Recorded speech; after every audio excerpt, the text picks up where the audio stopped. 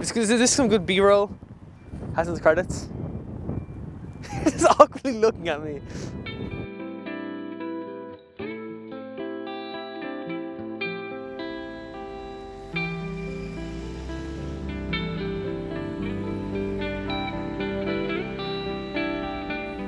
Welcome to the insight of the makings of a documentary.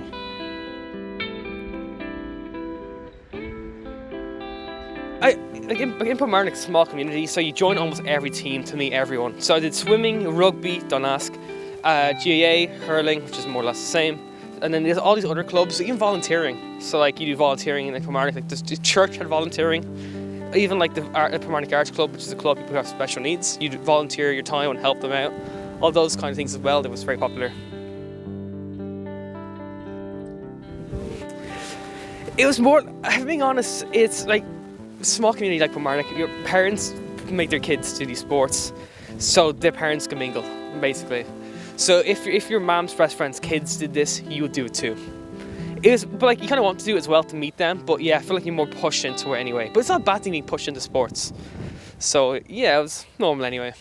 For this documentary, I wanted to do an interview with my friend Gavin and discuss his relationship with the village he grew up in, Kilmarnock, County Dublin, talking about the GAA, volunteering and being involved with sport, and obviously with sport being a main hold of this interview.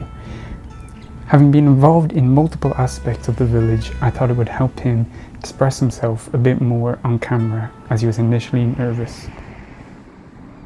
Yeah, so swimming, I was going to my sister is, she swam for Swim Ireland under 16s. She's like one of the best in Ireland at that stage. So I liked it too, so I kept it on for many years. Then I did it through secondary school, but then in secondary school, swimming isn't very cool. Like, people play football, then like you football, rugby, like these man sports, and then you do swimming, which isn't really masculine. So you kind of felt like you're kind of pushed away from it anyway. But I kind of stopped anyway.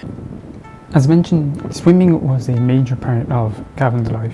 It was the first sport that he kind of felt included in, with his sister also being involved. It meant he had previous attachments and relationship with the swimming club. With the Kilmarnock swimming being so close to his house, it helped him to stay local and stay within the village without necessarily having to interact with people he might not have been necessarily close to, having grown up with them in school. So I thought by discussing swimming, he could open himself up a bit more and be a little bit more positive about the village. So GAA happened after, so I did like 10 sports at once. I did swimming, rugby, the lot. And then eventually you stopped doing football or soccer. I don't care what the term is. But then you did GAA. GAA I preferred anyways. All my friends did it. Did that until like 12, 13. Then after, most people who are friends would stop playing it, focus on secondary school. And like your time's more important there, so I kind of took my time out of that for like mental health reasons too. Even like I did swimming because I preferred swimming, so I kept on swimming professionally anyway. Karate seemed to be the one thing that Gavin enjoyed, although it did take place in Baldoyle, just outside Kilmarnock. It's what allowed him to express himself a bit more, as he didn't know people there, the people there didn't know him previously, and he could be himself a bit more without having to put on a front. But I also wanted him to talk about the village. I wanted to get him to express himself a bit more and speak more openly on camera when discussing karate.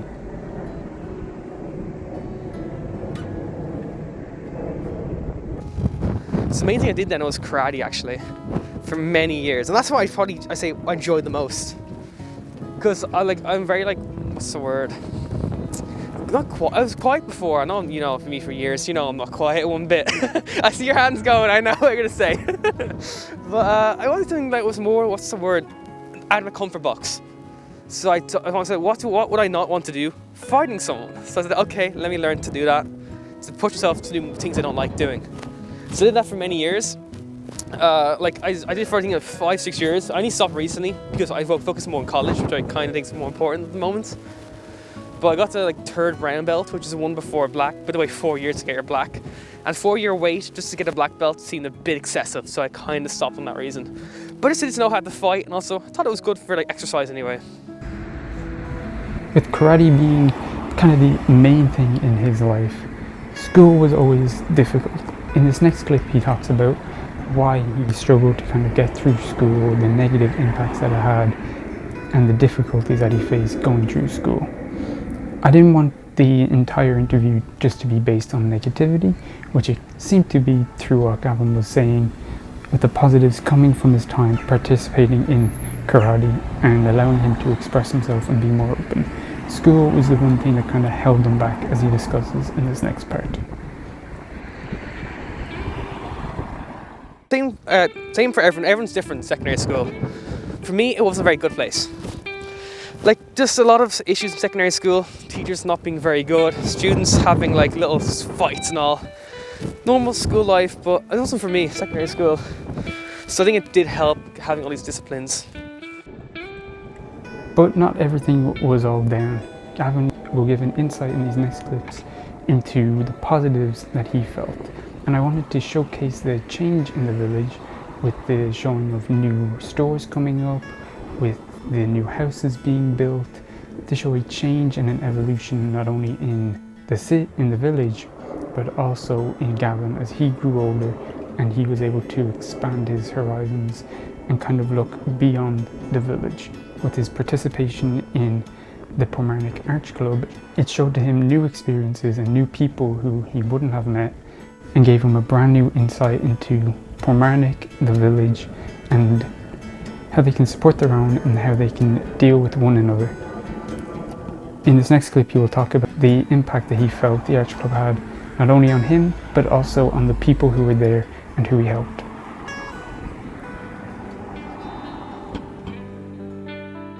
So, ever since we left, you know, what's her name's, our principal then left. And the new principal is much better. So we're gonna walk this way? Yeah, okay. The new principal actually cares about mental health. Miss Steenie, better teachers now, better for everyone. Even our school years ago, they had no autism support, and now I saw recently they have like a special needs assistants, which should have had for years. We have them now. From this interview, I wanted Gavin to showcase the positives, his own spin on how he feels growing up in Portmarnock. And I feel like with the evolution going from the negative into the positive and how he found something that he likes to do, it showcased that over time he has grown as a person.